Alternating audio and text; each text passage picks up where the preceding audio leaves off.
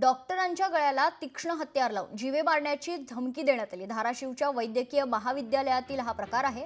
धमकी देणारा रुग्णालयातील कंत्राटी कर्मचारीच निघाले। आरोपी कर्मचारी कामावरून त्याला निलंबित करण्यात आले। वंचितचे डॉक्टर नितीन ढेपे महाविद्यालयाविरोधात आक्रमक झाले। धाराशिवमधील मेडिकल कॉलेजमध्ये जे इंटर्न डॉक्टर्स असतात त्या डॉक्टरवर हल्ला झाला। त्यांच्या गळ्याला सत्तूर लावून जीवे मारण्याची धमकी देण्यात आली।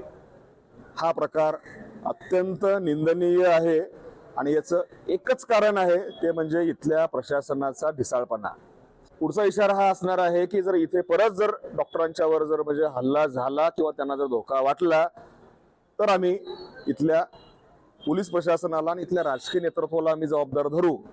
ही घटना घडल्यानंतर फक्त साधारणतः 15 मिनिटांमध्ये पोलीस प्रशासनाने दखल घेऊन या कर्मचाऱ्यास अटक केली। तर तात्काळ त्यांच्या रात्रीच मी 12:30-1च्या आसपास त्यांच्या सगळ्या एजन्सीजना आउटसोर्सच्या कंपन्यांना मी त्यांना फोन केला। त्यांनी त्याच दिवशी त्यांना म्हणजे कामातून बरतरफ केलेलं आहे। लोकशाही मराठी ऐका, पहा, जागरूक रहा।